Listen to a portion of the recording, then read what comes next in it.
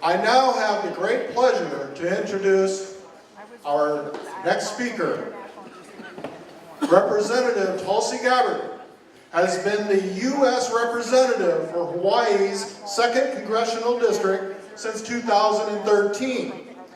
Having previously served in the Hawaii, we would wish she had her in Iowa. She has previously served in the Hawaii House of Representatives. She is a major in the Hawaiian National Guard and has twice been deployed to the Middle East. Please give a great welcome, and I'm honored to introduce to you Representative Tulsi Gabbard.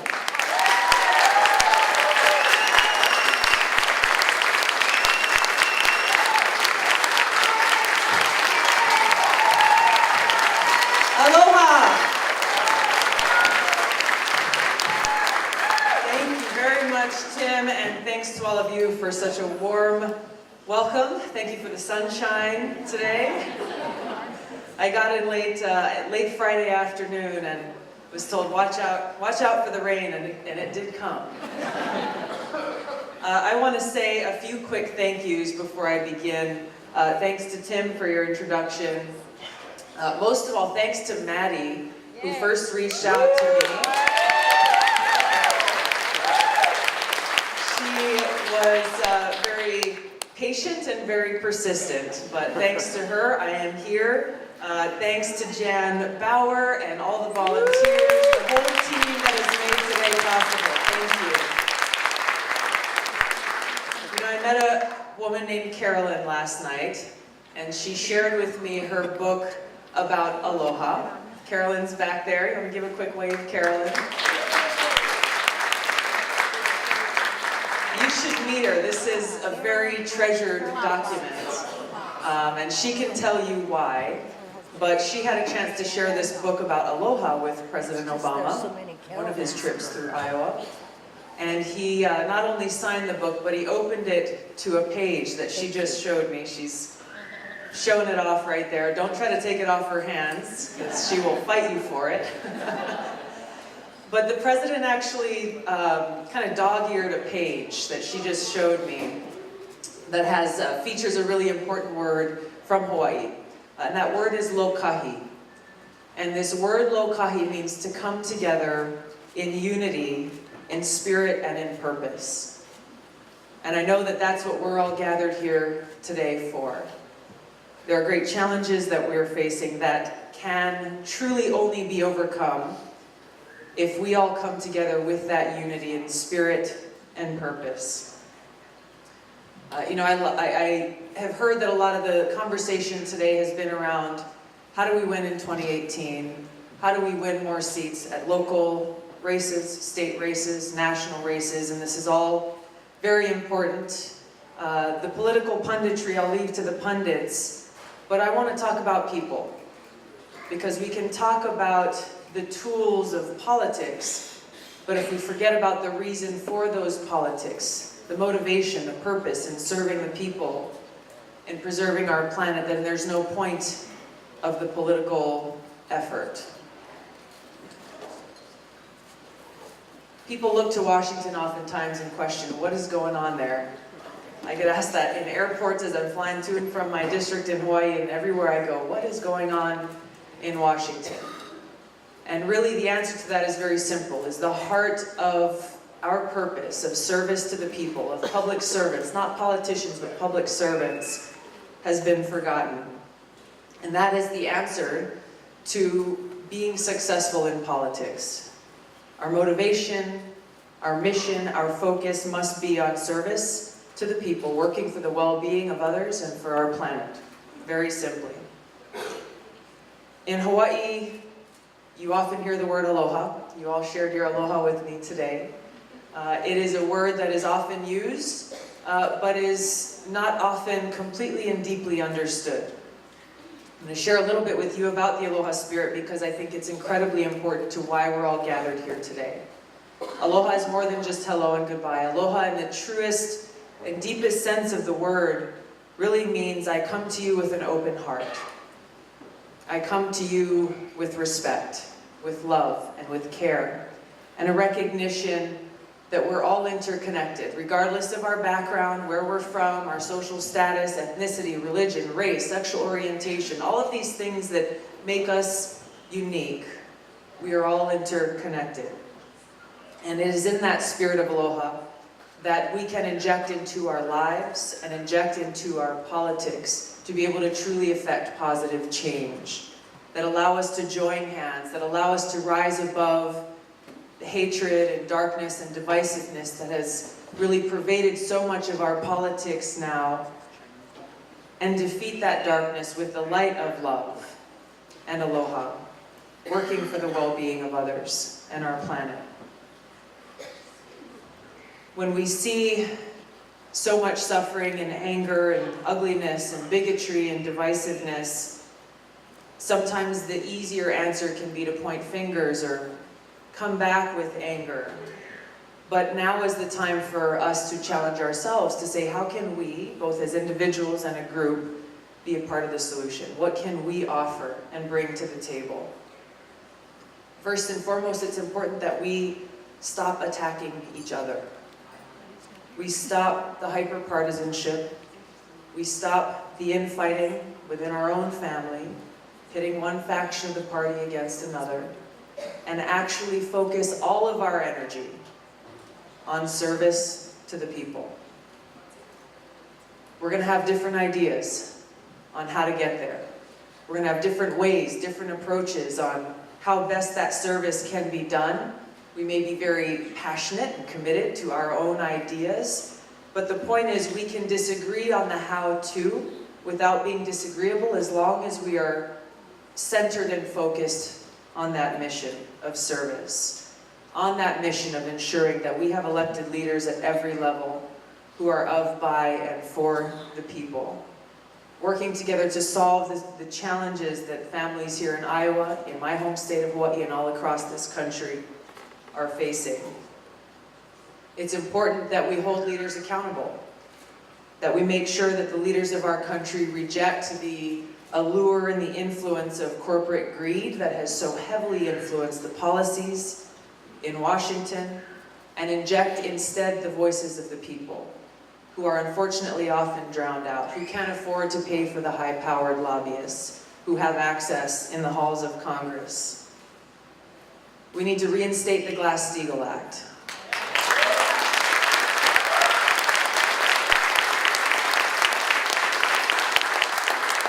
As you clearly know, Wall Street banks are bigger today than they were during the crash of 2008.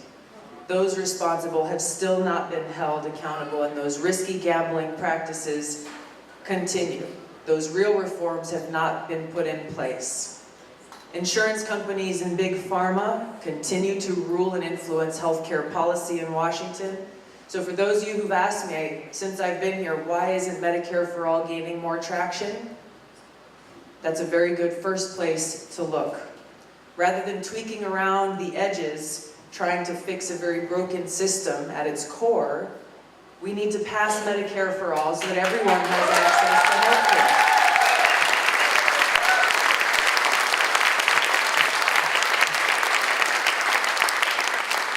And we need to go a step further. We need to make sure that Medicare can actually negotiate prices down with these prescription drug companies, and to be able to re-import cheaper drugs from places like Canada. These are basic things that you can find the clear answer to when you ask yourself the question as a policymaker or as a voter or an activist. Is legislation that is being pushed going to help people or hurt people? These are simple steps that we can take to truly, truly help people in ways that they need it the most. Our country is experiencing an opioid drug addiction epidemic. Every day that I see these news stories that tell these painful stories of these families of people who are going through great suffering or whose lives have been taken by this addiction, it angers me because still the drug companies that have lied to the American people about the addictive nature of these drugs have not been held accountable.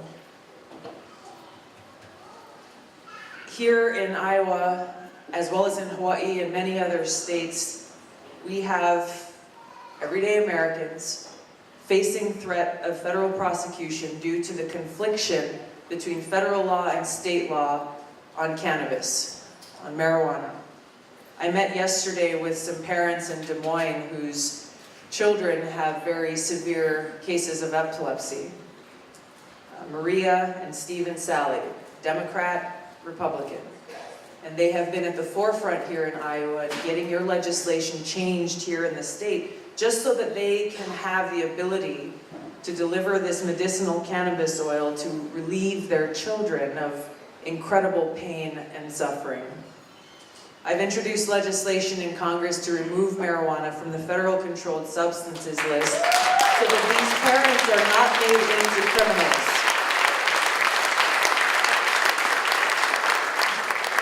This is a bipartisan bill, by the way. I'm working with a very conservative Republican from the state of Virginia, former prosecutor, Army veteran, who recognizes why this is important, why this is long overdue, and why this will change the lives of so many Americans. It's a critical step as we talk about reforming our criminal justice system and ending the failed war on drugs, a war that incarcerates people for the use of quote-unquote illegal drugs, again, as these prescription drug dealers of so-called legal drugs make billions of dollars of profit.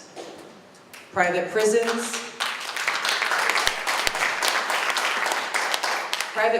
are now flourishing since the Trump administration rescinded President Obama's policy to end the federal government's use of private prisons. We've seen the stories about how their stock prices have increased.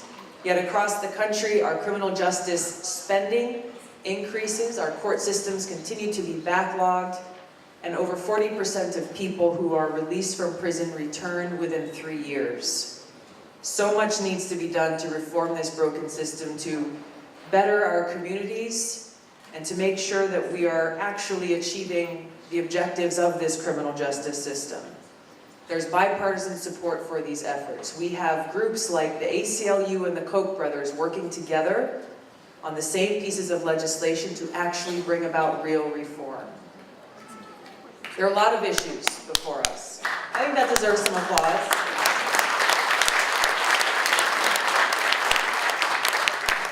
I'm talking about some of these examples because we have to look to the constructive way forward. There are a lot of challenges, but there are also many opportunities in the areas like infrastructure, like education, like making sure we're taking care of our elders, our senior citizens, taking care of our veterans, protecting our water, our air, our environment, protecting our civil liberties. Congress will be considering a very important piece of legislation very soon called Section 702. Those of you who are following the civil liberties battles in Congress, I know we're paying close attention to this. There's bipartisan work in many of these different areas.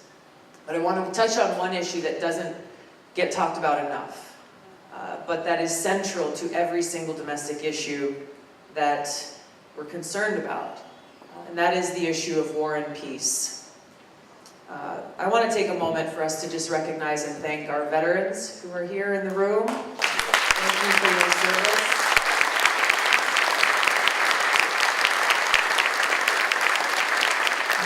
It's important that we remember who pays the price in the cost of these wars.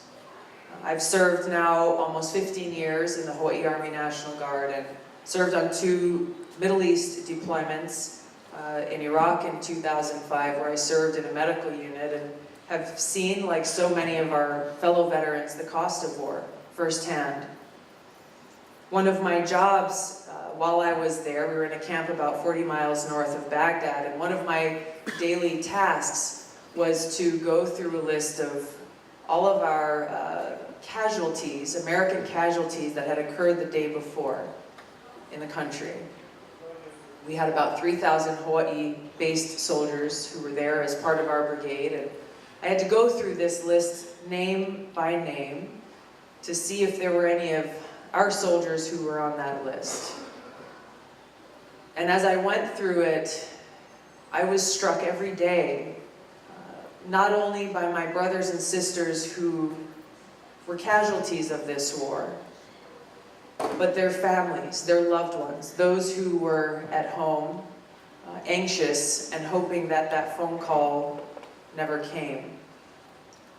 I carry them with me in my heart in the work that we're doing in Washington to try to bring about an end to our country's destructive history of interventionist regime change wars that have cost us so much.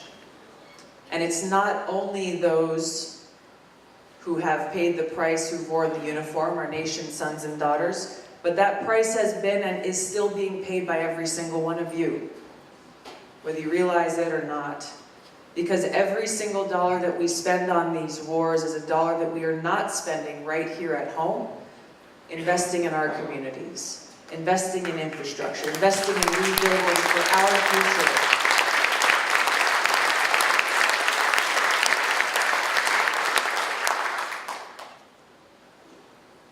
These interventionist wars that have been going on for too long directly impact and undermine our own safety and national security. And I'll give you one relevant example that we are dealing with right now.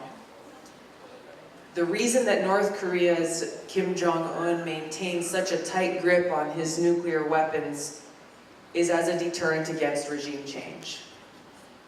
In 2003, North Korea and the world watched as the United States invaded Iraq and overthrew Saddam Hussein in a war justified by so-called intelligence, later proven to be false, that Iraq had weapons of mass destruction.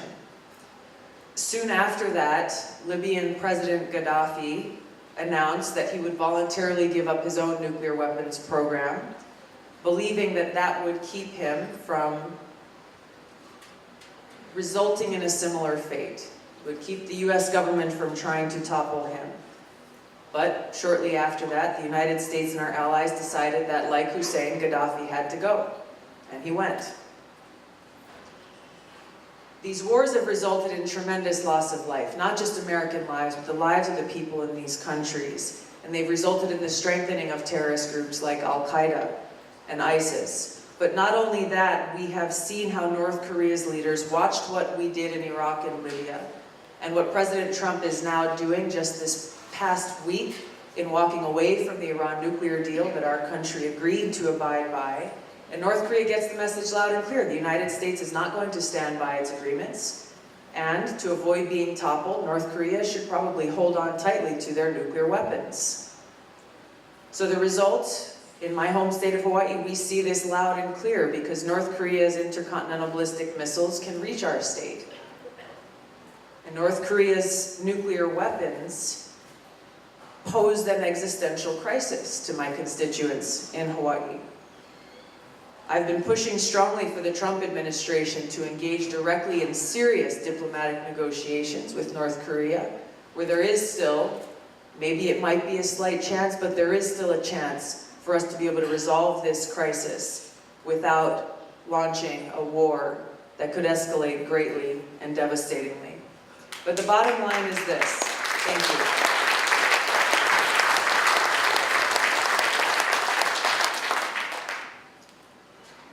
We must put an end to this drain of resources on our country, on these interventionist regime change wars, and focus on investing them here at home, because we can't afford to do both.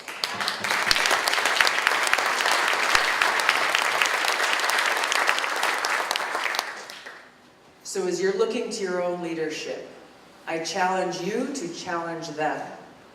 As some people tried to sweep aside these issues of foreign policy as, oh, it's just another issue. Let's talk about what's happening here at home. You can't separate the two, because we won't be able to afford to invest in those programs that we need so much here at home. So as we look towards change, this is where it all begins. This is where the action happens. You are the boots on the ground, on the front lines, especially here, more than most. So we've got to take on the challenge before us. Take it on together with love and aloha, and with a focus on service to the people and our planet and real solutions that can actually make a difference. Now some people tell me, Tulsi, why are you talking about love? Why is that important? Some people mistake it for a weakness, that somehow in order to fight for change, that you can't be strong unless you are angry and you are filled with hate and fired up. Martin Luther King said, "Darkness cannot drive out darkness. Only light can do that. Hate cannot drive out hate. Only love can do that." So in a time that is very dark and very filled with hate, let us fight back with love and with light, because there's nothing stronger. It's love that calls on us to stand up and fight against greed, corporate interests, and income inequality. It is love that calls on us to fight to protect our precious resources, our environment, our water. It is love that calls on us to fight for peace, to care about lives lost, to care for our veterans, to care for those countries that have been destroyed by these counterproductive regime change wars, to care for those who pay the price for the wars they fight for this country. This love and aloha that we have in each of our hearts can open our eyes to the truth that every hungry child is my child. That every worker seeking the dignity of a job that pays a living wage is my neighbor. That every senior in need is my parent. And that an attack on anyone because of the color of their skin, because of where they come from, how they worship God, or who they love is an attack on each and every one of us.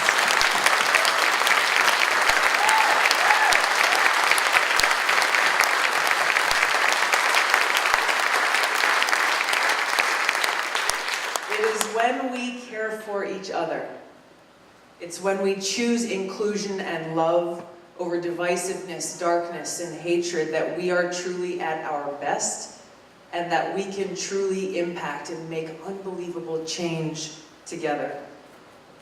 One of my favorite quotes that I'll end with is from Mahatma Gandhi, who says, "A small body of determined spirits, fired by an unquenchable faith in their mission, can alter the course of history."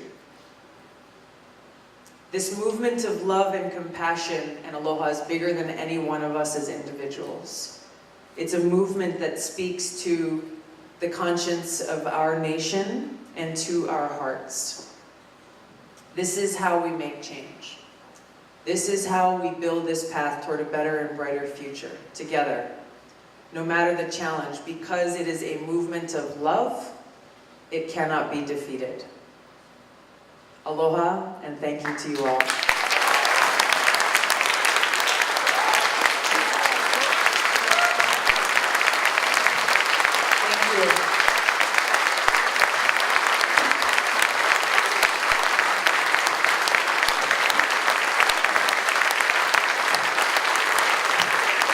Representative Tulsi Gabbard, everyone. Wow, what a great speech.